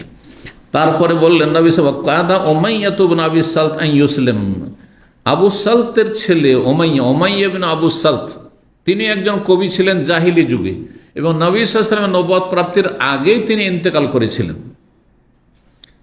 ইসলামের যুগ পাননি তিনি, কিন্তু তিনি এই মূর্তি পূজাকে ঘৃণা করতেন। আরব কাফের মুশরিকদের যে মূর্তি পূজা, এটিকে ঘৃণা করতেন, প্রাকৃতিকভাবে ঘৃণা করতেন, যার ফলে উনি খুব দ্বিধাগ্রস্ত ছিলেন যে এই যে ধর্মকর্ম করছে আমার জাতি, এগুলো তো ভালো লাগে না, আমাকে খারাপ লাগছে। কিন্তু যেহেতু দিশেহারা ছিলেন, আর তারপরে তৌহিদের কথা কিছু আছে, আমরা তার কবিতা পড়েছি, তার কবিতায় এক লাইন আছে, আর রব্বান ওয়াহেদান আম আলফ রব্বি, এক রব বেশি ভালো না হাজার হাজার রব বেশি ভালো? কোনটা ভালো? আপনার মালিক যদি শুধু কফিল থাকে আর কেউ না, হ্যাঁ, ডানে বামে না ফোরম্যান, না সুপারভাইজার, না সাইড ম্যানেজার, না অমুক না তমুক, না তার ছেলে, তার মেয়ে, তার সাত গোষ্ঠী, কোনো হুকুম নেই, একজন, তাহলে কত আরাম কাজ করে। কিন্তু আপনার উপর যদি সবার হুকুম চলে, হাউস ড্রাইভার, বাড়ির যে বড় মালিক, তার কাজ কাম করে আসলেন, এসে বাসায় ঢুকছেন, তার ছেলে বলছে আল্লাহ রু জীব, ওইটা কাজ সেরে আসলেন। যারা টি বয় তারা ভালো করে জানে, টি বয় এমন ঝামেলায় ফেঁসে যায়, হ্যাঁ, আগে যে হুকুম করেছে তার হুকুম মানবে না বড় মুদির হুকুম মানবে? সকালবেলা সবাই নাস্তার অর্ডার করছে, সবাই চা কফির অর্ডার করছে, একজনেরটা নিয়ে আস, একসাথে সবাই দেয় তো ভালোই হয়, একটা নিয়ে আসছে, আবার নিয়ে এসে ও শ্বাস নিতে পায়নি, ও আবার বলছে যা, আর তারপরে একসাথে দুইজন বলছে, একটা বড় মুদির একটা ছোট মুদির, হ্যাঁ, যার কথা আগে শুনবে সে খুশি, আর যার কাজটা পরে করে সে না খুশি, রাজি করে মুশকিল। ওই রকমের মুশরিকদের অবস্থা, মাজার পূজারীদের অবস্থা। আরে কাকে রাজি করবে? শাহজালালকে রাজি করলে শাহপুরান, হ্যাঁ, বাইজিদ বোস্তামি, আবার খাজা মঈনুদ্দিন চিশতি, আবার আব্দুল কাদের জিলানি, হ্যাঁ, বাংলাদেশিটিকে রাজি করা, আর তারপরে 360 আউলিয়া, এতগুলোকে রাজি করা কি যেমন তেমন কথা নাকি? আস্তাগফিরুল্লাহ বলে। কিন্তু রবকে রাজি করা খুব সহজ, রবকে রাজি করা সহজ, আল্লাহকে রাজি করলে যথেষ্ট আপনার জন্য। আল্লাহ রাজি হয়ে গেল আর কোনো চিন্তা নেই, কারণ জান্নাতের মালিক, জাহান্নামের মালিক, হায়াতের মালিক, দুনিয়া আখিরাত সবকিছুর মালিক একমাত্র আল্লাহ রাব্বুল আলামিন। জি, এর নাম তাওহীদ। তো তো উমাইয়া ইবনে আবি সালত সম্পর্কে নবী সাল্লাল্লাহু আলাইহি ওয়াসাল্লাম বলছেন যে উমাইয়া ইবনে আবি সালত ইসলাম গ্রহণের নিকটবর্তী হয়ে গেছিল, ইসলাম গ্রহণের উপক্রম হয়ে গেছিল তার। ইসলামের যুগ পায়নি, কিন্তু তার কবিতা বলে যে সে ইসলামের কাছাকাছি চলে এসেছিল, কিন্তু পুরোপুরি ইসলামে আসতে পারেনি। ইসলামের কথা বলেছে, আবার একটু উল্টাপাল্টা কথা বলেছে, কিন্তু কাছাকাছি চলে এসেছিল, কাছাকাছি চলে এসেছে। 6148 নম্বর হাদিস বর্ণনা করেছেন সালমা ইবনুল আকওয়া রাদিয়াল্লাহু তাআলা। তিনি বলেন, খারাজনা মা রাসূলিল্লাহ সাল্লাল্লাহু আলাইহি ওয়াসাল্লাম, রাসূলুল্লাহ সাল্লাল্লাহু আলাইহি ওয়াসাল্লাম সাথে বেরিয়েছিলাম ইলা খায়বার, খায়বারের উদ্দেশ্যে। ফাসিরনা লাইলা, রাতভর আমরা চলতে থাকলাম। ফাকাল রাজুল মিনাল কওম লি আমির ইবনুল আকওয়া, সারা রাত যখন পথ চলতে আছেন, মানুষের তো ক্লান্তি আছে, তাই না? তো ক্লান্তি দূর করার জন্য কবিতা শুনে টাইম পাস করতে মজা লাগে, একটু বিনোদন, একটু মনটা ফুর্তি হলো। তো একজন লোক বলল, যে সব লোকেরা ছিল তাদের মধ্য থেকে আমির বিন আকওয়াকে, আমির বিন আকওয়া তিনি আবার কবিতা রচনা করতে পারতেন, তিনি কবি ছিলেন। তখন ওই লোক বলল, আলা তুসমান মিন হুনাইহাতিকা, তোমার যে বাণীগুলি রয়েছে বা কবিতা রয়েছে, সেসব কবিতা থেকে কিছু কবিতা আমাদেরকে শোনাবে না? টাইম পাস হইতো, ভালো লাগতো রাস্তায়।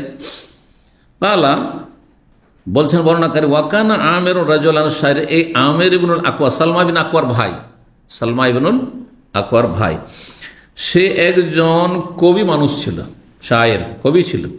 ফানাজালা, সে অবতরণ করলো উটের পিঠ থেকে, ইয়াহদুবিল কওমে, আর তারপরে সে হুদি গাওয়া শুরু, উট হাঁকানো সঙ্গীত গাওয়া শুরু করলো। তো উট হাঁকানোর জন্য ছন্দ আকারে কিছু বিশেষ পদ্ধতিতে আপনার সঙ্গীত গাওয়া সে শুরু করলো, আর তাতে বলতে শুরু করলো, আল্লাহুম্মা লাউলাল্লাহু মাহতাদাইনা, হে আল্লাহ যদি তুমি না হতে, তোমার রহমত না হইতো, তো আমরা হেদায়েত হইতাম না, কাফের মুশরিক হইতে হইতাম। কথা সত্যি, কোরআন হাদিসের কথা। আলহামদুলিল্লাহিল্লাযী হাদানা লিহাযা ওয়া মা কুন্না লিনাহতাদিয়া লাউলা আন হাদানাল্লাহ, কোরআনে আছে। ওয়ালা তাসাদ্দাকনা ওয়ালা সাল্লাইনা, আমরা না দান সাদকা করতাম, যাকাতি দিতাম না, আমরা নামাজি পড়তাম। আল্লাহ হেদায়েত করেছেন, সেই জন্য তাই করেছি, তাই না? নিজের মায়ের পেটের ভাই আপনার বেনামাজি, গ্রামের অধিকাংশ বেনামাজি, সমাজের অধিকাংশ মানুষ বেনামাজি, বেদিন, দান সাদকা করেন, অনেকে যাকাত পড়ে, যাকাত দেয় না। আল্লাহ আমাকে তৌফিক দিয়েছেন, এটা আল্লাহর রহমত। ফাগফির ফিদা আল্লাহকা মাক্তাফাইনা, সুতরাং আল্লাহ তুমি ক্ষমা করে দাও। ফেদা আল্লাহকা, আপনার জন্য উৎসর্গ করছে নিজের জীবনকে। নবী সাল্লাল্লাহু আলাইহি সাল্লামকে এখানে সম্বোধন করা হয়েছে মাক্তাফাইনা, কারণ আল্লাহর জন্য, ভাষ্যকারগণ বলেছেন আল্লাহর জন্য নিজেকে কোরবান করা, এই শব্দটি আরবরা বলতেন না, বলতেন কোনো মানুষ সম্পর্কে বলতেন, ফেদাকা আবি অম্মি, আমার বাপ মা আপনার জন্য কোরবান হোক, উৎসর্গ হোক। মাক্তাফাইনা মানে অতীতে যা করেছি, অতীতে যা করেছি আল্লাহ তুমি সেগুলি কি করো, আমাদেরকে ক্ষমা করে দাও, ক্ষমা করে দাও। ওয়াসাব্বিতিল আকদামা ইল্লা কাইনা, আর আমাদের পাকে সুদৃঢ় রাখো কাফেরদের সামনে, যদি আমরা কাফেরদের সাথে লড়াইয়ের ময়দানে মুখোমুখি হই। যখন লড়াইয়ের ময়দান, রণক্ষেত্রে মুখোমুখি হব, তখন আমাদেরকে সুদৃঢ় রাখো, যাতে করে আমরা পিছ পায়ে পালিয়ে না যায়। ওয়াল কিয়ান সাকিনাতান আলাইনা, আর আমাদের উপর তুমি প্রশান্তি নাজিল করো। ইন্না ইযা সিহাবিনা আতাইনা, আর আমাদেরকে যখন ডাক দেওয়া হবে তখন অবশ্যই আমরা এসে পড়বো, ঝাঁপিয়ে পড়বো কাফেরদের সাথে লড়াইয়ের জন্য। যখন আমাদেরকে জেহাদের জন্য ডাক দেওয়া হবে, তখন সাহায়াসিহ মানে চিৎকার করা। তো চিৎকার করে যখন বলা হবে যে এসো আল্লাহর রাস্তায় বেরিয়ে আসো, তখন অবশ্যই আমরা আসবো। অবিশ্বাহে আউয়ালু আলাইনা, এবং হইচই করে কাফেররা আমাদের উপর ঝাঁপিয়ে পড়েছে। জি, যেমন কাফেররা ঝাঁপিয়ে পড়েছে, আমরাও তার জন্য প্রস্তুত হয়ে রয়েছি। এই যে ছন্দ আকারে, এই ভঙ্গিমায় যে ছন্দ বা সঙ্গীত হয়ে থাকে, এগুলির মাধ্যমে তারা উট হাঁকাতো, মানে উটকে দ্রুত তাড়াতো। ফাকালা রাসূলুল্লাহ সাল্লাল্লাহু আলাইহি ওয়াসাল্লাম বললেন, মান হাযা সায়েক, এই উট হাঁকানেওয়ালা ব্যক্তি কে, যে এই কবিতাগুলি বা এই সঙ্গীতগুলি পাঠ করছে। কালু, তখন লোকেরা বলল, আমির বিন আকওয়া, এ হচ্ছে আমির বিন আকওয়া। ফাকালা, নবী সাল্লাল্লাহু আলাইহি ওয়াসাল্লাম আমেরের নাম শুনে বলে ইয়ারহামুহুল্লাহ, আল্লাহ যেন তার উপর রহম করেন, আল্লাহ যেন তার উপর রহম করেন। নবী সাল্লাল্লাহু আলাইহি ওয়াসাল্লাম কোনো ব্যক্তি বেঁচে থাকা অবস্থায় তার সম্পর্কে যদি বলতেন যে আল্লাহ তার উপর রহম করুন, তো সে মারা যেত অথবা সে শহীদ হইত, আর তাই হইল ঘটনা। এখান থেকে মানুষ মারা যাওয়ার পরে আর নিজের আমল করার কোনো সুযোগ নেই, তখন আল্লাহর রহমত ছাড়া মুক্তির আর কোনো উপায় নেই, আছে?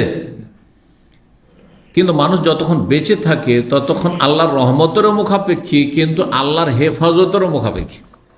আমার আপনার হেফাজত কতদিন করতে হবে? যতদিন বেঁচে আছি। মরা লাশ, মানুষ মারা যাওয়ার পর আর দুশ্মন থাকে না। এটা যেন কোনো সময় চিন্তা করে, যতই দুশ্মন আপনার গ্রামে থাক, যখন দুনিয়াতে মারা যাবেন আর কেউ দুশ্মন থাকবে না। কি করবে আর? হ্যাঁ, আপনার সাথে যে জন্য দুশ্মনী ছিল ওটা তো শেষ, বুঝতে পারছেন না? আর দুশ্মন থাকবে না, শেষ।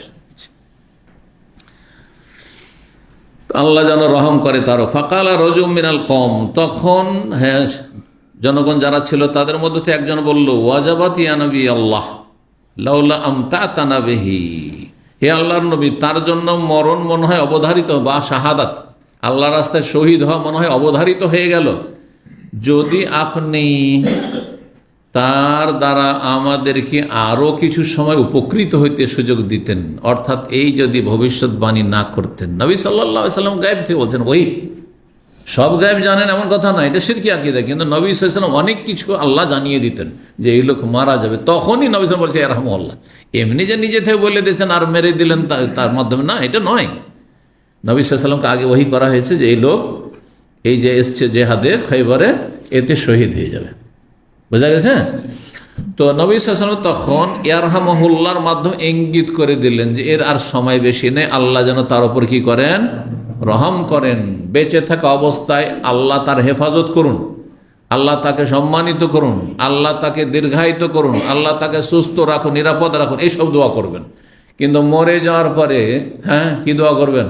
আল্লাহ তাকে রহম করেন, তার গুনাহ খাতা মাফ করেন, তাকে জান্নাতবাসী করেন, তাকে আযাব থেকে রক্ষা করেন।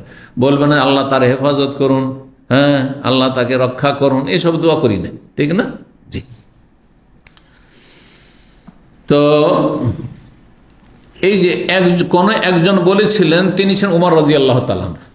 ওমর রাদিয়াল্লাহু তাআলা আনহু নবী সাল্লাল্লাহু আলাইহি ওয়াসাল্লাম ভাষাতে বুঝে নিয়েছেন যে আমের শহীদ হয়ে যাবে।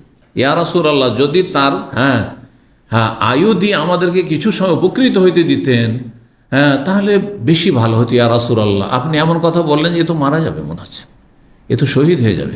জি। কালা বর্ণনাকারী বলছেন, ফাআতাইনা খাইবার, আমরা খাইবারে আসলাম, ফাহাসারনাহু, খাইবারে আমরা অবরোধ করলাম, ঘেরাও করলাম। খাইবারে ইহুদিরা বসবাস করতো, তাদের অবরোধ করলেন। হাত্তা আসাবাতনা মাখমাসাতুন শাদীদা, এই অবরোধ চলতে থাকলো কয়েকদিন পর্যন্ত। সাহাবায়ে কেরামদের কাছে যে রসদ ছিল খাওয়া দাওয়ার, সেগুলো সব শেষ হইতে লাগলো।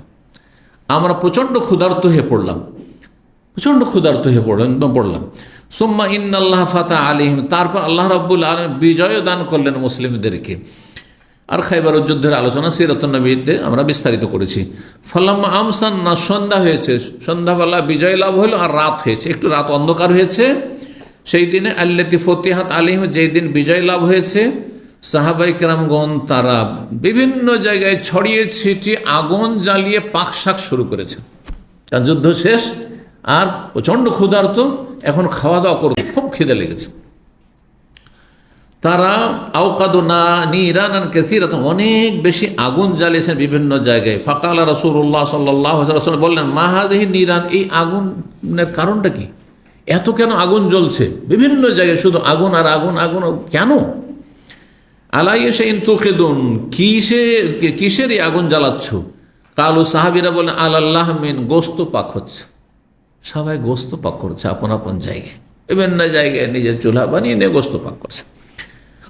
আলাইয়াল্লাহ, কোথায় গোস্ত পেলে? কিসের গোস্ত?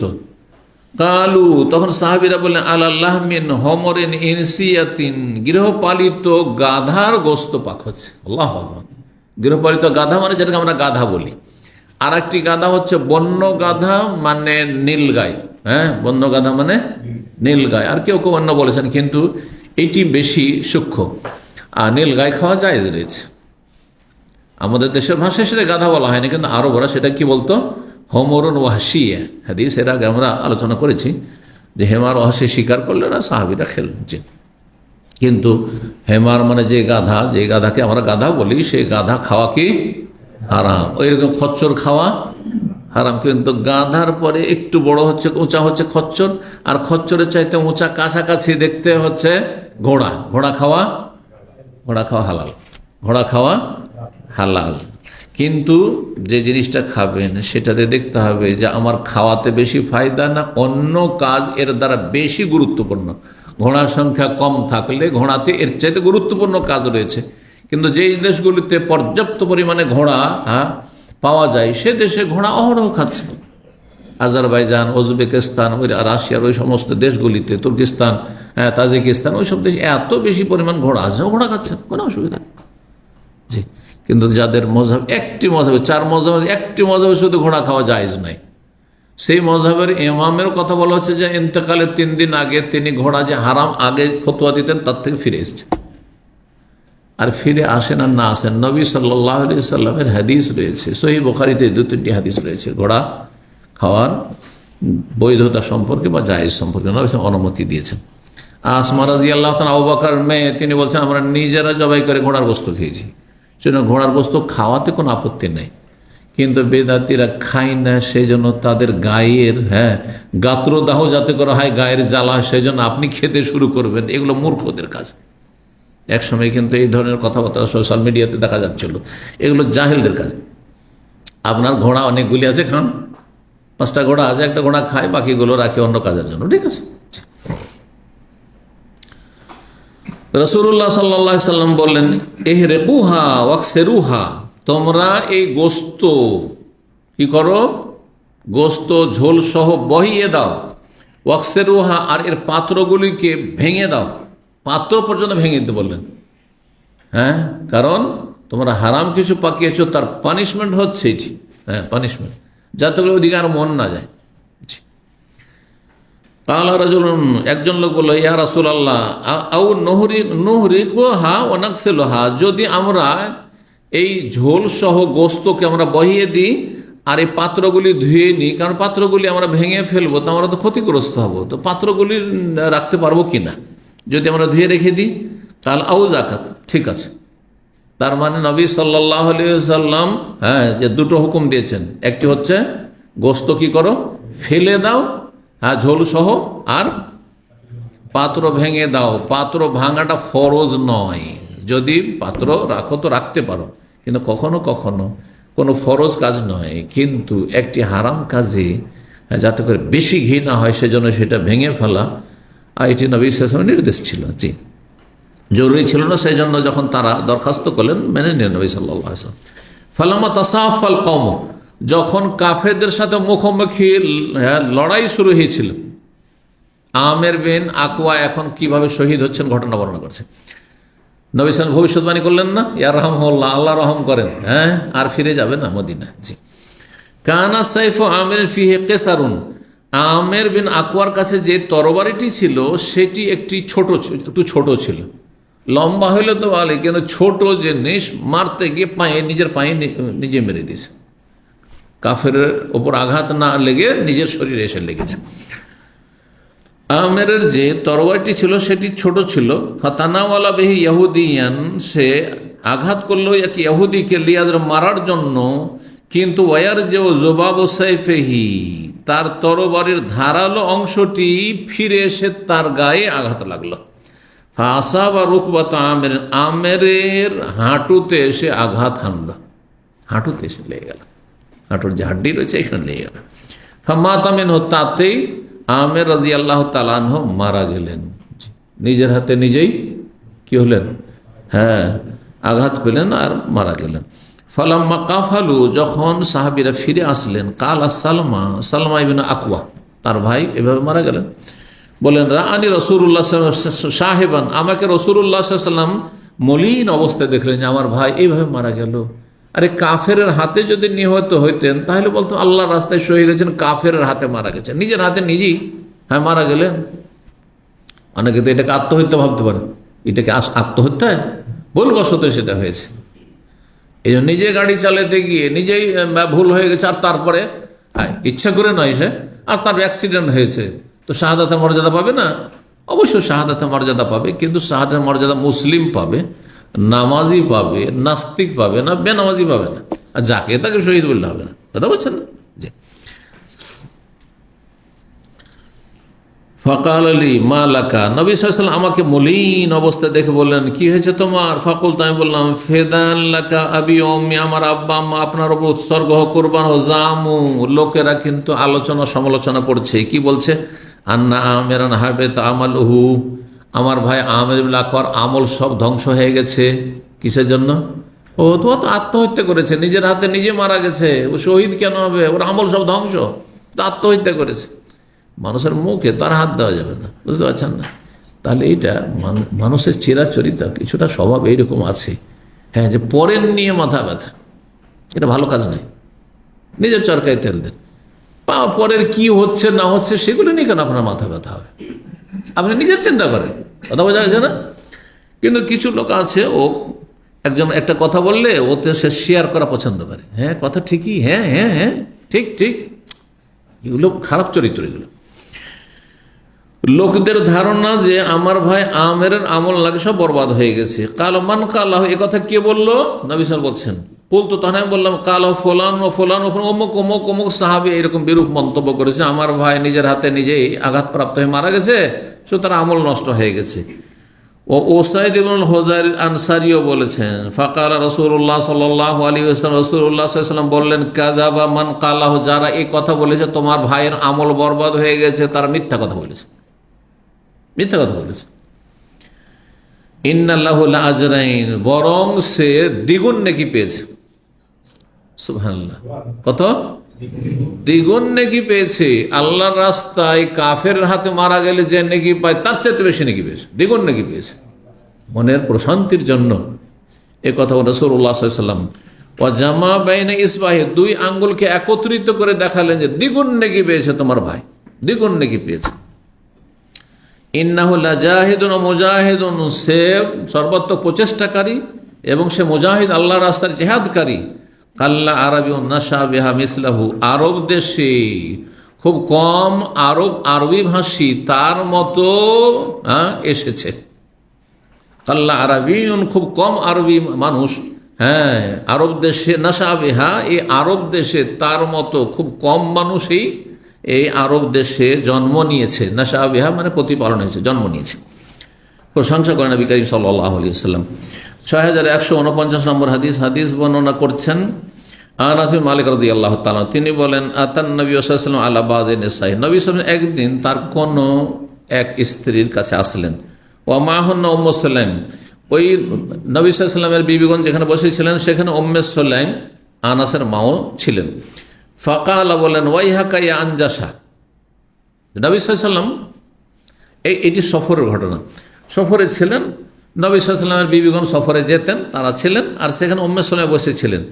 সেই সময় আনজাসা নামে একজন এমন ব্যক্তি যে কবিতা, বিশেষ ধরনের সঙ্গীত পাঠ করত, সেটা হচ্ছে উট তাড়ানো কবিতা, উটকে দ্রুত বেগে হাঁকানো কবিতা পাঠ করত। আনজাসা এমন সুর ধরে এই সঙ্গীত পাঠ করা শুরু করেছে, উট দৌড় দিতে শুরু করেছে। উট যদি দৌড় দেয় আর উটের পিঠে মহিলারা বসে থাকে, মহিলা এমনি দুর্বল, তাছাড়া খেয়ে পড়ার আশঙ্কা আছে না, এটা একটি বিষয়। আর তারপর আরেকটি ব্যাখ্যা রয়েছে হাদিসের, সেটা হচ্ছে যে গদ্যের চাইতে পদ্যে মানুষের অন্তরের ওপর প্রভাব বেশি সৃষ্টি করে, করে না? আপনার কোনো কথা যদি এমনি গদ্যের আকারে, যেমন আমি বলছি, এর যে একটা প্রভাব আছে তার চাইতে বেশি যদি পদ্যের আকারে বলা হয়, ছন্দ আকারে, তার তাসির, তার প্রভাব বেশি রয়েছে।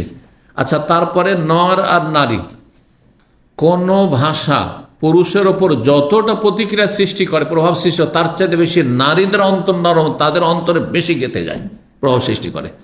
এই জন্য সুরেলো কবিতা, সুরেলো গান পুরুষদের চাইতে বেশি মহিলাদেরকে পাগল করে, মহিলাদের পাগল করে দেয়। এই জন্য সালাফা বলেছেন যে গান বাজনা জেনা পর্যন্ত নিয়ে যায়, গান বাজনা কি করে, জেনা ব্যভিচার পর্যন্ত নিয়ে যায়। জি, গান বাজনা এই জন্য মহিলাদেরকে, পুরুষদেরকেও শুনতে নেই। হ্যাঁ, কারণ অধিকাংশ যারা গান বাজনা শুনে আসক্ত তারা চরিত্রহীন, জেনা ব্যভিচার থেকে তাদের জন্য বাঁচা মুশকিল হয়ে যায়। আর মহিলাদেরও এরকমই।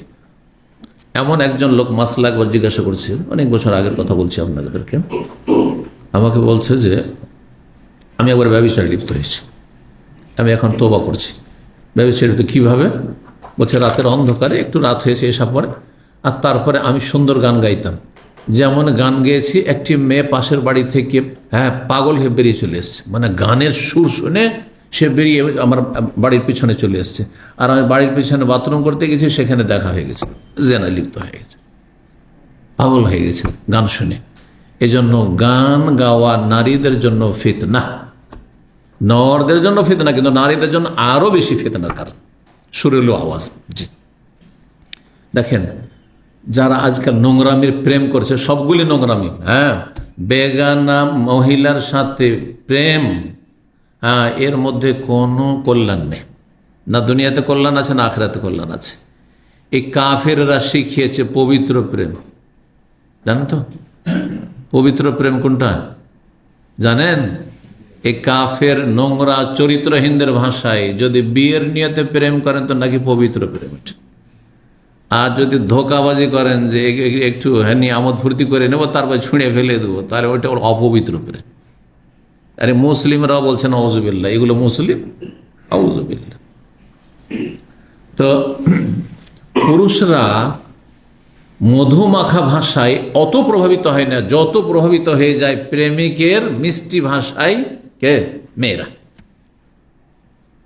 স্বামীর কথা শুনতে ভালো লাগে না, যারা পরকে লিপ্ত হয়, যেসব বদ প্রকৃত মহিলারা, স্বামীর মিষ্টি ভাষা শুনতে ভালো লাগে না, আদর স্নেহ শুনতে ভালো লাগে না, কিন্তু প্রেমিক যদি মিষ্টি ভাষায় কথা বলে তো পাগল হয়ে যায়। আর সেটা যদি কবিতার আকারে হয় তাহলে তো আরো বড় ফিতনা, আরো বড় ফিতনা। নাসাল্লাহ সালামাত ওয়াল আফিয়া, আল্লাহ হেফাজত করুন। তো এই আনজাসার সুর খুব সুন্দর ছিল, কণ্ঠস্বর। নবী সাল্লাল্লাহু আলাইহি ওয়াসাল্লাম বলে, ওয়াইহাকা ইয়া আনজাসা, হে আনজাসা সতর্ক সাবধান তুমি, রোয়াইদাকা সাওকান বিল কাওয়ারির। রোয়াইদাকা মানে আস্তে ধীরে, মানে এত বেশি তুমি কবিতা পাঠ করিও না, এর হুদি উঁট হাঁকানো, যে উঁট দৌড় দিতে লাগে আর মহিলারা আছাড় খেয়ে পড়ে যায়, এটি একটি ব্যাখ্যা। আর একটি ব্যাখ্যা হচ্ছে যে তুমি এত সুরেলো আওয়াজে তুমি এই সঙ্গীত পাঠ করিও না, না হলে নারীরা ফিতনায় পড়ে যেতে পারে, নারীরা ফিতনায় পড়ে যেতে পারে। রোয়াই দেখা আস্তে ধীরে, হে আনজাসা, সাওকান বিল কাওয়ারির, কারুরাতনের বহু বচন হয় কাওয়ারির। কারুরা বুঝেন? কে বুঝে? দেখি কারুরা মানে মাশাআল্লাহ, হাত দিয়েছে, বুঝে নিছে নাকি, জানা আছে? কারুর এটার নাম কারুরা, এর নাম হচ্ছে, বোতলের নাম হচ্ছে, সাধারণত আগের যুগ কাঁচের বোতল হতো, এগুলো ছিল না, কাঁচের গ্লাস, কাঁচের বোতল এগুলো। তো কাঁচ তাড়াতাড়ি ভেঙে যায়। মহিলাদেরকে নবী সাল্লাল্লাহু আলাইহি ওয়াসাল্লাম কাঁচের সাথে তুলনা করেছেন, বলছেন আনজাসাকে যে তুমি ধীর, স্থিরে, বা অল্প তুমি সঙ্গীত পাঠ করো। সাওকান বিল কাওয়ারির, অন্যের রিফকান বিল কাওয়ারির, কাঁচের মতো নারীদের সাথে নম্র আচরণ করো, মানে তাদের ভেঙে ফেলিও না, তাদের অন্তরকে ভেঙে ফেলিও না, মানে ফিতনায় ফেলে দিও না, অথবা তাদেরকে এমন করিও না যে উঠ এমন দৌড় দিতে লাগলো যে আছাড় খেয়ে তারা পড়ে গেল উঠের পিঠ থেকে, এমনটা যেন না। আবু কেলাবা বলছেন, ফাতাকাল্লাম নবী সাল্লাল্লাহু আলাইহি ওয়াসাল্লাম যে এই সাওকান বিল কাওয়ারির, কাঁচের সাথে তুমি নম্র আচরণ করে বলেছেন, এই কথাটি অন্য কেউ যদি তোমাদের কেউ বলতো লাইব তুমুহা আলাইহি, তাহলে তোমরা তাকে নিয়ে হাসি ঠাট্টা করতে, যার এটি কেমন কথা বললেন, নারীদেরকে কাঁচের সাথে তুলনা করতে। না, নবী সাল্লাল্লাহু বলেছেন নারীদেরকে কাঁচের সাথে তুলনা করেছেন, নারীদের অন্তরটা কাঁচের মতো। আপনি যদি মিষ্টি কথা দাম্পত্য জীবনে হালালের ক্ষেত্রে বলি, নোংরাদের কথা বাদ দেন, এখন আপনি আপনার স্ত্রীর সাথে যত নরম ভাষায় কথা বলবে, নম্র আচরণ করবে, তত তার অন্তরকে জয় করতে পারবেন। কিন্তু যত কঠোর হবেন আর যত নিষ্ঠুর হবেন, যত আপনি কর্কশ ভাষী হবেন, তত বেশি দূরে তাকে সরিয়ে দেবেন, অভক্তি চলে আসবে, একজন অভক্তি চলে আসবে, ভক্তি হবে না আপনার। জি, সৌকান বিল কওয়ারি, নবী সাল্লাল্লাহু আলাইহি ওয়াসাল্লাম সৌকাকা বিল কওয়ারির, তুমি এই কাঁচের মতো নারীদেরকে, হ্যাঁ, বা নারীরা যে উটের পিঠে আছে তাদেরকে, এই উটগুলিকে তাড়ানোর ক্ষেত্রে তুমি নম্র আচরণ করো। 91 নম্বর অধ্যায় বলছেন বাবু হেজাইল মুশরিকিন, এই অধ্যায় হচ্ছে মুশরিকদের নিন্দা করা সম্পর্কে। কাফের মুশরিকদের, হ্যাঁ, কবিতার মাধ্যমে নিন্দা করা, কবিতা পাঠ করে নিন্দা করা। দেখেন, কবিতার মাধ্যমে যেটুকু আঘাত লাগে, হ্যাঁ, গদ্যের মাধ্যমে অত আঘাত লাগে না। আমাদেরকে যারা গাল দেয়, অধিকাংশরা তো বিভিন্নভাবে এমনিভাবে গাল দিছে, সেই গালও ব্যথা আছে, নেই, কথার আঘাতেও ব্যথা আছে। কিন্তু কিছু আছে, বদচরিত্র আছে, যারা কবিতার আকারে আমাদের বিরুদ্ধে তারা কি করে, নিন্দা করে বা কুৎসা গায়। জি, এতে বেশি কষ্ট লাগে, এতে বেশি কষ্ট লাগে যে কোনো মানুষকে। যদি আপনার সম্পর্কে, আপনার পরিবার সম্পর্কে, অথবা আপনার যে কোনো ব্যক্তি প্রিয়জন সম্পর্কে যদি কবিতার মাধ্যমে কাব্য রচনা করে যদি নিন্দা করে, তো বেশি কষ্ট পাবে তারা। তো কাফের মুশরিকরা কি করত, মুসলিমদের, এমনকি রাসূলুল্লাহ সাল্লাল্লাহু আলাইহি ওয়াসাল্লামের তারা কুৎসা গাইতো, তারপরে আজওয়াজ উম্মাহাতুল মুমিনিনদের কুৎসা গাইতো, নবী সাল্লাল্লাহু আলাইহি ওয়াসাল্লামের পরিবারের কুৎসা গাইতো, সাহাবায়ে কেরামদের স্ত্রীদের তারা কুৎসা গাইতো, নিন্দা করত। নবী সাল্লাল্লাহু আলাইহি ওয়াসাল্লাম তাদের প্রতিবাদে কাফেরদের, হ্যাঁ, কুৎসা গাইতে বা নিন্দা করতে বলতেন। তাদের শিরকে অশ্লীল ভাষায় নয়, কিন্তু ভালো ভাষায়, ভদ্র ভাষায়, শালীনতার সাথে তাদের প্রতিবাদ করতে বলতেন। এখানে ওই অধ্যায়টি রয়েছে যে কাফের মুশরিকদের নিন্দা করা সম্পর্কে কাব্য রচনার মাধ্যমে, কবিতার মাধ্যমে। 6150 নম্বর হাদিস বর্ণনা করছেন মা আয়েশা রাদিয়াল্লাহু তাআলা আনহা বলছেন, একবার অনুমতি চান হাসান বিন সাবিত রাসূলুল্লাহ সাল্লাল্লাহু আলাইহি ওয়াসাল্লামের কাছে, কিসের ব্যাপারে, ফি হেজাইল মুশরিকিন, কাফের মুশরিকদের নিন্দা করার জন্য। আমি কাফের মুশরিকদের নিন্দা করব, মক্কার কাফের জালেমরা এত জুলম অত্যাচার করছে মুসলিমদের ওপর এবং আপনার ওপর, তাদের নিন্দা করব, আমাকে অনুমতি দেন। রাসূলুল্লাহ সাল্লাল্লাহু আলাইহি ওয়াসাল্লামের কবি ছিলেন হাসান বিন সাবিত, ইসলাম গ্রহণ করেছিলেন। তখন রাসূলুল্লাহ সাল্লাল্লাহু আলাইহি ওয়াসাল্লাম বললেন, ফাকাইফা বিনা সাবিত, তুমি যে কাফের, মক্কার কাফেরদের নিন্দা করবে, আর তারা কুরাইশ বংশ, আর তাদেরই তো আমি একজন। তাহলে যখন গোটা বংশ তুলে যখন নিন্দা করবে, তো আমাকে তো সেরে দেবে, 14 গোষ্ঠী সেরে দেবে, তাই না? তো কেমন, কি করে আমাকে, কি করে সেখান থেকে উদ্ধার করবে? হ্যাঁ, না হলে তো আমারও মানহানি হবে। ফাকাইফা বিনা সাবিত, আমার বংশের কি করে তুমি মান ইজ্জত রক্ষা করবে, সম্মান রক্ষা করবে? ফাকাল হাসান বিন সাবিত বললেন, আসুল্লান্নাকা মিনহুম, এই কাফেরদের নিন্দা গাইতে গিয়ে আমি, হ্যাঁ, কবিতার মাধ্যমে আপনাকে সেখান থেকে বের করে নেব। কামা তুসাল্লু শারাতু মিনাল আজিন, যেমন মাখা আটা থেকে চুল বের করে নেওয়া হয়। মাখা আটাতে যদি চুল ঢুকে থাকে, চুল বের করলে কিছু আটা আসবে ওতে না, ক্লিন হয়ে চলে আসবে, একটু আটা আসবে না, ঠিক না? ওইভাবে আপনাকে বের করে নেবো, যে আপনার এত প্রশংসা করবো যে আপনার গায়ে একটু আঁচ লাগবে না, কোনো কিছু লাগবে, আঘাত লাগবে না। আর কাফেরদের ভালো করে আমি কুৎসা গিয়ে দিচ্ছি, আমি শুধু পারমিশন দেন। আবু জাহাল, আবু লাহাব, উতবা, সাইবা সব সেরে দিচ্ছেন। জি, নবী পারমিশন দিয়েছিলেন। হেশাম বিন উরওয়া বর্ণনা করেছেন, তার পিতা উরওয়া বিন জুবাইর থেকে, তিনি বলছেন, যাহাবতু আসুব হাসান ইনদা আয়েশা, আয়েশা রাদিয়াল্লাহু তাআলা আনহার সামনে একদিন আমি হাসান বিন সাবিতকে আমি গালমন্দ করতে চাইলাম। এই জন্য যে মিথ্যা অপবাদের ঘটনায় যে আয়েশার ওপর মুনাফিকরা দিয়েছিল, সেই ক্ষেত্রে হাসান বিন সাবিত রাদিয়াল্লাহু তাআলা আনসারী তিনি একটু প্রভাবিত হয়ে গেছিলেন, যে হইতেও পারে মানুষ মাত্রে ভুল হইতে পারে, এমন কেউ আপনাকে আমার সম্পর্কে একটা বদনাম করলো, আর তারপরে আপনি যদি অতই মাথার ব্যথা হয় তাহলে তদন্ত করেন আপনি, আর এমনিতে মন্তব্য করে দেবেন, হইতেও পারে, চলবে? আর না হলে বলেন, ভাই এইটা আমার কোন নিজের ফ্যাক্টর না, এটা আমার কোনো যায় আসে না, ওই সব জিনিস আমি পাপের জায়গায় যেতেই চাই না, আমার মুখকে বন্ধ, সবচেয়ে দিন রাম, কথা বলছেন না? অধিকাংশ প্রায় সাহাবায়ে কেরাম তাই করেছিলেন, হ্যাঁ, যে এটা হইতেই পারে না। কিন্তু হাসান বিন সাবিত তিনি বলেন, মানুষ মাত্র ভুল হইতে পারে। এই যে একটা কথা, এটাতে মা আয়েশা রাদিয়াল্লাহু তাআলা আনহার মনে কষ্ট ছিল। এটা কি করে একজন সাহাবী, তিনি কি করে এটা বললেন যে মানুষ মাত্র ভুল হইতে পারে? ভুল হইতে পারে, কথা তো ঠিক, কিন্তু কথাটি ফিট করা, দেখেন, মানুষ মাত্র ভুল হইতে পারে, কথাটি ঠিক, কিন্তু কথাটি আমার উপর হুট করে ফিট করে দেবেন, এইটা ঠিক নয়। অনেক সময় বুঝতে পারছেন না, যখন প্রমাণ হয়ে যাবে ভুল তখন ঠিক আছে, আর বিনা প্রমাণে সন্দেহের ভিত্তিতে হইতেও পারে। আমার দেশে ইসলাম বিরোধী কিছু কথা আছে, আর কিছু রটে তো কিছু বটে, বুঝেন না, যখন রইটেছে তো হইলে হইতে পারে, হ্যাঁ হইলে হইতে পারে। আপনার কে বলতে বলছে গুনার কাজ কেন করতে যাবেন আপনি, যে কারো সম্পর্ক হোক না কেন। জি, তো